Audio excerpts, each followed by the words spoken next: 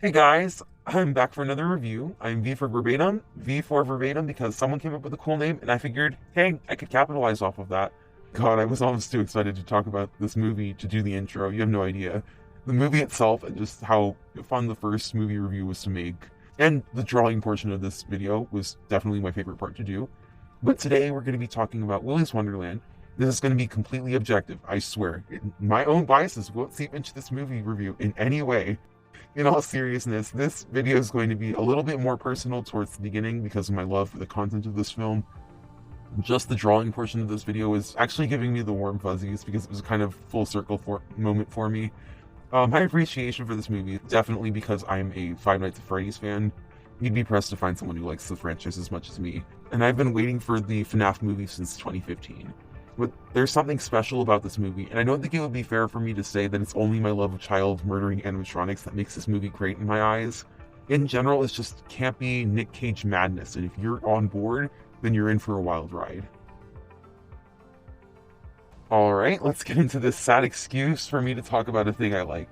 So Five Nights at Freddy's was an indie horror game released by a developer named Scott Cawthon in 2014. It was about a security guard named Mike Schmidt working the night shift at a place called Chucky Fazbear's Pizza Jamboree while being hunted down by 5 animatronics. As a player, you can't leave your office, and all you can do is watch the cameras flash through hallway lights and close your office doors, all while your power drains faster and faster as the nights progress. While playing the game, articles can be seen on the walls through cameras detailing 5 child disappearances, malfunctions and weird smells coming from the robots, the place going out of business, and the man behind the killings disappearing. The game took the internet by storm as major content creators picked it up, playing the game and analyzing the hidden messages seen in various parts of the game. A massive community sprouted up from Markiplier's frustrated Night 6 playthroughs, and especially from the fans. The Living Tombstone became a juggernaut of fan music that inspired many other content creators inside the FNAF community and outside. Even later on, fan games inspired by the first 2 FNAF titles, like Five Nights at Candy's, became nearly as popular as the original series itself. In general, a lot of creativity was unlocked with this franchise. So the interest in the game continued into the next 2 installments, which were released within about a year. Scott was definitely burning the midnight oil for the series. The plot became increasingly bizarre and convoluted, with frontal lobes missing, people counting the numbers of fingers on animatronics. It was getting insane. I could go into the fact that the chronological order of the games is completely out of whack.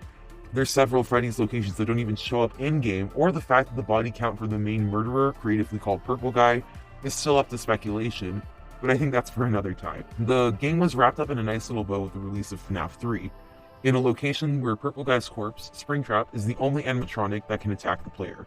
If the player unlocks the good ending through another convoluted mess of a process, the souls of the 5 dead children are released, and the Freddy's location burns to the ground. With either ending, though, Springtrap escapes, leaving it up to the player's interpretation.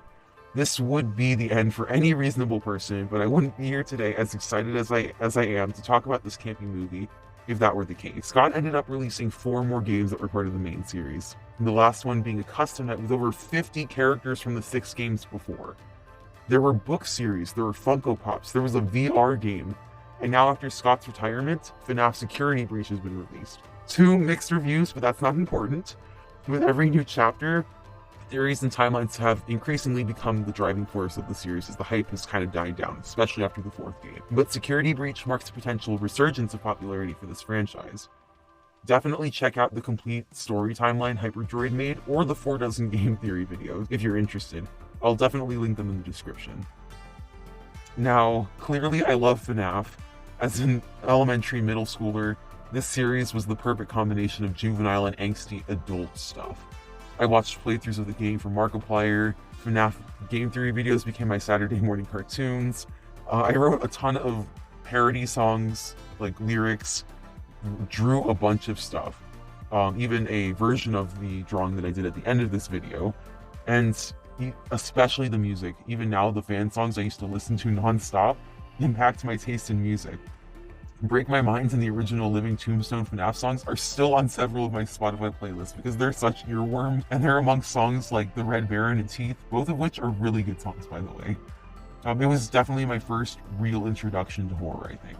And I think a lot of the mainstays in my own stories that I write now are subconsciously from FNAF. Not just drawing points, though. My villains tend to be child murderers, my teams tend to be bands of 4 or 5 characters, like the 5.5 main characters of the original game. It may just be because bands of 5 are common in literature, but I like to think that FNAF kind of got me started story-wise. All of that to say, the FNAF movie was announced to be in the works right around when FNAF 3 came out. And if you're keeping track, that would have been in around 2015, 7 years ago. It's now 2022. There's no movie, not yet. It's been handed from studio to studio, director to director at this point. I don't think it'll live up to anyone's expectations, unfortunately, but Jason Blum has been adamant about its eventual release. It's probably for the best, since one of the unused scripts when the project was still under Warner Bros. Was used to make the Banana Splits movie, which I only enjoyed because it was so terrible. I know a normal audience would not enjoy that like the FNAF movie should be enjoyed. And I think the creators of Willy Wonderland, they were partially inspired by this franchise. The creators of the movie have said that they were inspired by a short film, not the game itself, but honestly, come on. I think it circles back to FNAF no matter what way you slice it.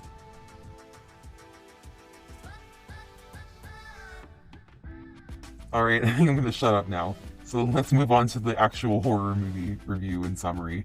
A quick warning ahead of time, I will be referencing a bunch of FNAF lore and content here. I just couldn't help myself, the parallels are way too obvious, so I hope you can forgive me. So Nicolas Cage is our everyman of the story, a quiet drifter as Wikipedia elegantly puts it. The guy doesn't say a word during the entire movie, and it's a gimmick that I think works in this movie's favor. So Nick gets a flat tire outside a town in Nevada, and doesn't have the money to pay for repairs. Lucky for him, he gets an opportunity to pay back the mechanics working on his car when they offer to give him a night shift as a janitor at Willy Fazbear's Pizza, where fantasy and fun come to life. And Willy's was once a popular family destination, but those days are clearly long gone. We see crap all over the walls, possibly in a literal sense, dust on every surface and stuff scattered everywhere, almost like the people there left in a hurry. The owner of the repair shop kind of gives this explanation before giving Nick Cage the job. And he tells them all this stuff about Willy's. Maybe Nick Cage blinked twice to show his interest, since he still hasn't said a word, like a yes or no, to doing the job. Or maybe the two just developed an unbreakable bond of understanding that defies words off screen. The mechanics then leave Nick Cage locked inside of the building to start his work. We get a few scenes of Nick Cage exploring the place so the audience can admire the detail of it all. He also cleans up the place in a long sequence that I'm sure is very therapeutic for people with OCD. I wouldn't say I'm an organized person myself, but the cleaning scenes definitely put me at ease. While inside the restaurant, we also meet the stars of the show, and hold on guys, because there's 8 of them. We have Blown-Up Cymbal Monkey, surprisingly forgettable French alligator, the rejected mascot of White Castle, frog that's less waifu material than other frog characters, Crackhead Tinkerbell, Woody the Woodpecker, token Hispanic character, and the man behind the slaughter, Willy Weasel himself. Don't worry if you forget some, I forgot half of them before making this video. But I'll never forget about you, Crackhead Tinkerbell, you or your weird face. There's also these break scenes. Every hour or so, Nick Cage takes a break to drink a soda and play an old pinball game. A break every hour is definitely overkill, but Nick Cage does such a good job while also fighting off animatronics, so I think it seems like a fair trade. And while we get acquainted with our labyrinth of sounds and smells, misdirection, and misfortune, we're introduced to our second cast of menaces to society, teenage stereotypes. It starts out fine enough, I guess. This girl named Liv and her guardian, the sheriff of the town, have an argument about Willy's. Liv has made multiple attempts to burn down the place in the past, and the sheriff is definitely getting tired of it. She abuses her position of power by leaving Liv handcuffed in their house. Child abuse. Willy's edition. Then, when Liv's parents come along, they've got all your favorites. The whore, the warrior, the simp. Liv is the virgin, I guess, but you get the point. They come to break her out and do exactly what Officer Gothel told them not to do. Burn down the place. The animatronics have been waking up and they're out for blood, but so is Nick Cage. Woody the Woodpecker goes after him first. Classic Chica move. It would be an easy kill if this was a first-time night guard. But this is everyman Nick Cage we're talking about. Screw cameras and locking doors. Like any normal person, he beats the crap out of the Oscar in a Mortal Kombat-esque scene with oil flying everywhere and music just beautiful. And whether or not you know about FNAF, this scene is of just unapologetic, campy carnage is definitely unexpected. And get used to it because Nick Cage doesn't back down at all. because that's the job for the teens. Speaking of, Liv and her friends show up at Willy's to burn the place to the ground, but they see Nick Cage inside, just kind of vibing on this uneventful night. So Liv decides to go through the vents to get him out. He's completely defenseless after all, he's just vibing. But her friends wait on the roof. Definitely a big mistake, because the roof gives out and they all fall inside the building. As Liv makes her way through the vents, Nick Cage cleans bathrooms and is attacked by Symbol Gorilla Gus. Nick Cage turns him into Monkey Chow and crushes his head, putting him out of commission. He bags up Gus and cleans the rest of the carnage up, without another second thought.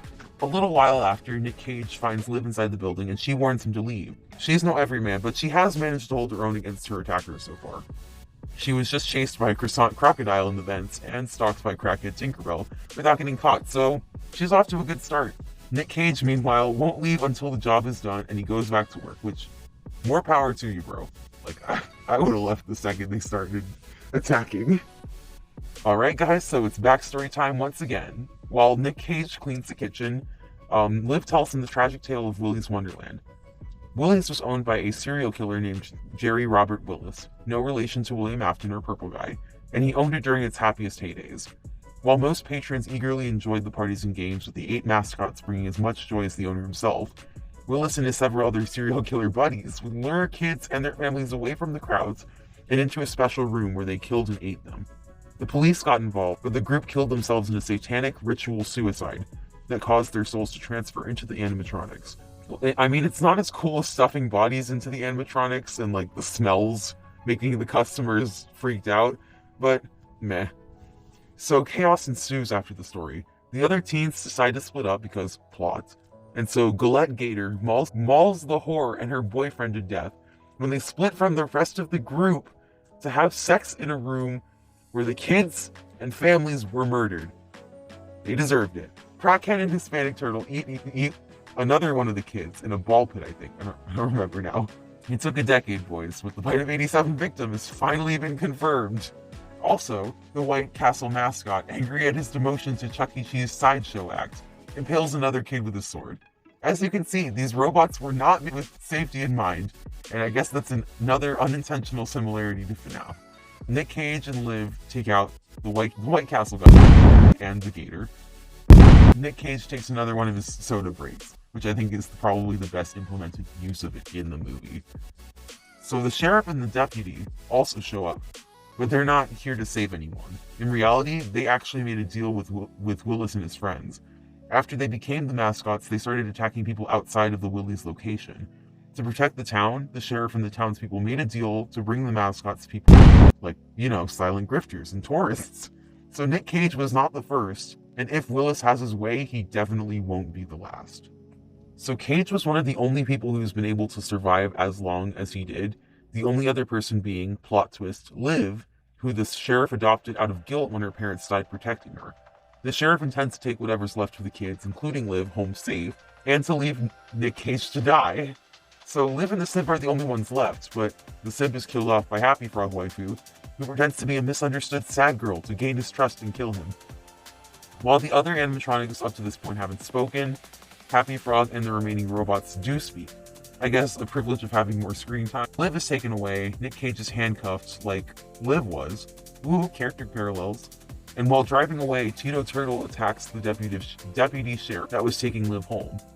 Nick Cage's badassery seems to have inspired Liv because she's able to get away from the turtle and drive back. So Nick Cage is tied up with the Sheriff Gothel, keeping an eye on him.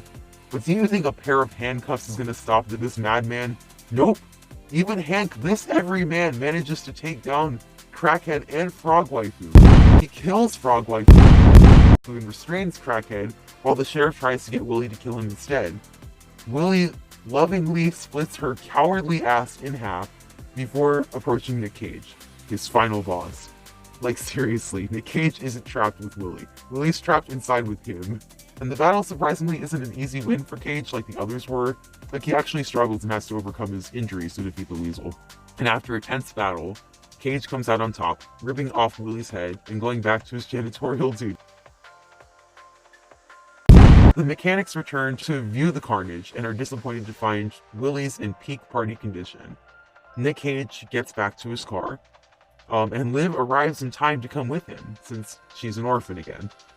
She completes her character arc by saying nothing to Cage, and Cage says nothing back to her as they drive away, leaving the mechanics to die, as crackhead Tinkerbell deals the final blow by lighting the gasoline the teens left around the building. The entire place finally comes toppling down, with all the spirits and bad memories going down with it.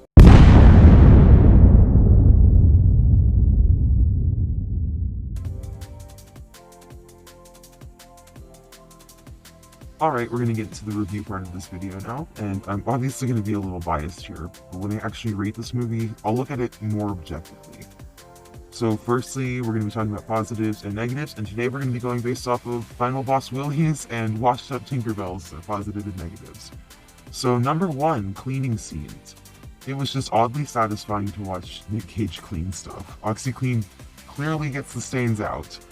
I think it was mostly just a psychological response to just seeing things being clean and organized. And not really a feature of the movie, but I did like those little in-between elements. They work in the movie's favor to like space out the pacing a little bit versus the other break scenes, which I will be getting into as part of the Washed Up Tinkerbells. Number 2, utilization of characters. So the kids were utilized very well. And if it hadn't been for them, I think Nick Cage probably would have just taken down all the animatronics at once. And that would have been pretty boring to watch. But you get to see more of them because the kids kind of acted as a buffer. So they didn't immediately get knocked down by the animatronics. So you got to see the mascots actually like attack and see the way they interacted with other characters that didn't immediately destroy them. So it was nice to see that the mascots got to shine with the teens in the building. It's definitely a plus for me because I got to appreciate crackhead Tinkerbell's face for a lot longer. Number 3, FNAF lore. I like how they didn't completely rip off FNAF in this movie. There were elements that were different, like the whole cult thing, the characters, the proactive night guard. Really loving that part. I had mixed thoughts on the changes. Definitely the cult thing, not a fan of. Never really been a whole fan of cult stuff in horror movies. Never really my thing, even though I like cult documentaries. But I do like that they differentiated themselves. No work is ever going to be completely original. It's just impossible at this point. And this movie's way of digesting that fact and actually having fun with it is one of the movie's strengths, I think. And then there were similarities too, but they didn't feel disrespectful, though. And the fact that most of the characters were able to be like straight-faced while talking about it, definitely impressive. I had a lot of fun watching people being like completely either like not monotone, but what's the word? Like just straight face, basically, just straight face talking about this stuff, and it's ridiculous. I also found it really ironic that the FNAF-esque lore was taken so seriously by characters like Liv, when by the time fans of FNAF became teenagers like me, the lore was full of ludicrousy, like time-traveling ball pits and downloading souls and remnants and all this stuff. If you know, then you know. Number 4, fight choreography. Never have I considered fight scenes a positive, but this movie isn't like all those other serious movies. The shaky cam, lighting, contrast, music, all of it helped to make each impact almost palpable. And the oil in the mascots flying everywhere was also a really nice touch. It reminded me of World War Z with all the black blood. That movie, I will get to that one eventually, I think. But mixed bag, but I did like the zombies. So that's for later though. And like I said before, it felt like very Mortal Kombat in how brutal the final attacks tended to be for the animatronics. Like Crackhead Pixie exploding or the ostrich having its endoskeleton spine ripped out. I just really appreciated the variety. Number 5, attack styles. I like how the method of attack differed depending on which animatronic it was. Tinkerbell would crawl on the walls, and the chameleon was more manipulative, letting her victims come to her, like the Simp did. And then the guy, the knight, White Castle Knight, attacking with a sword. I just appreciated the variety. Again, variety is one of my favorite elements of this movie. And it really felt like, one thing I noticed, this movie's not really about analysis. Definitely not, it's Willy's Wonderland, but I really, the different attacks of the different animatronics, they felt like a reflection of how they would have killed people in real life, especially the chameleon manipulating and Tinkerbell kind of stalking her prey. It felt like that's how they would have attacked as like to lure kids and how they would have murdered them. So I appreciated that. Number 6, set designs. The sets are just really cool in this movie. Lots of little details and locations for actions. There's the vent, the ball pits, there's the one Tinkerbell room, the fairy room. There is the murder room where all the kids were taken to, the happy fun time playroom thing. I just appreciate when there's a little bit variety in location. You can tell there was a lot of love that went into the sets. And so there were a lot of details I didn't even pick up on until I put this video together. Like, I found out that there were these pictures, little animated cartoony drawings of all of the main animatronics. And they had these little pictures throughout. And I used them to help me with the speed draw that you see on the screen right now. It's interesting, like all these little details, and definitely have a lot of respect to set designers and all that kind of stuff. I love seeing TLC being put into the like small details. Number 7, animatronic designs. The animatronic designs that were good are fantastic. I like the variation in the silhouettes. It really helps to characterize them. I love character design. I'm not very good at it, but I love character design. Willy being taller with a head above everybody else, being very rectangular, establishes him as this secure, very stable leader. Crackhead Pixie looks very delicate. She's very triangular, lots of sharp angles. Definitely feels more unbalanced and unhinged as a result. And her face being so distorted definitely hits that uncanny valley that I'll be talking about a little bit later. It expertly made her look disturbing, and the washed up look added to the whole aesthetic of the whole building being washed up. And I really liked that about several of the designs. Number 8, sound. This one's less important, but I loved the sound design of this movie. It wasn't great at places, but it felt really grody in some places, and like the crackly, and it would fit with the washed up aesthetic. Again, it would fit with the aesthetic of the Willy's location, and it was the perfect amount of low budget for me that this movie could have utilized a little bit more, I think. Alright, and that's where my list of Final Boss Willys ends, and I think it was Gandhi that once said that with every Final Boss Willy, there must be a washed up Tinkerbell. This list is a lot shorter. Actually, it's only 5 things, but I just felt like they're more fundamental than they are specific things that like characters and stuff. So, number 1, Uncanny Valley. So, let me just really quickly overcomplicate a very, very basic concept. Some people have categorized characters from least to most human-like, from least appealing to most appealing to the human eye. Take Wally, for example. He's very inhuman, but just because of his ability to emote, he's very appealing to both the human eye and to just the audience. The audience is able to relate to him because they can feel the emotion coming off of him. Versus characters that are super realistic, like I guess, let me take a recent example, Mirabelle. Yeah, Mirabelle. She works. She's very humanoid. You can tell she's a human, and just the design is again appealing to the eye, and her character, you can tell how she's emoting. So it's either characters on either end of that human-like or inhuman spectrum tend to be the most aesthetically appealing, while those that fall in the middle are considered more of an alien and unknown. And that's fear of the unknown drives a lot of human fears. It's like an instinctive thing. So this dip in appeal towards the middle is the uncanny valley we tend to bring up in reference to characters like clowns and masked figures, and in this case, animatronics. So the issue for me is that these animatronics weren't enough uncanny valley for me. They felt more like Muppets than anything. They were very inhuman, and I think that's the problem, is they were leaning too close to the inhuman element, and they didn't fall enough in that uncanny valley for me. And I think that's the major difference between the FNAF mascots and these, is that they weirdly felt more uncanny valley in the FNAF series, despite being relatively simple, and they're copy and paste versions of each other. The sprites are literally copy and paste, change the color, change the head a little bit. And so in general, the design features and effectivity for these guys was just a little mixed for me. Alright, number 2, too many villain animatronics. This isn't FNAF with 9 games and a billion spin-off stories. There just isn't enough time to appreciate all of the animatronic designs. And I completely forgot about a couple of them while I was doing this movie review. I think it could have benefited from a little bit of downsizing for this movie, especially since it's like an hour and a half long. Okay, number 3, utilizing characters. Yes, another positive and negative. So the kids were very helpful from a plot perspective, but they felt very flat and more cliche than the Cabin in the Woods kids, which were intentionally meant to embody horror cliches. The kids weren't very fleshed out, unlike the officers, who at least had a little bit of dynamic, and I at least could understand, like, they had motivations, they had interaction and dynamic.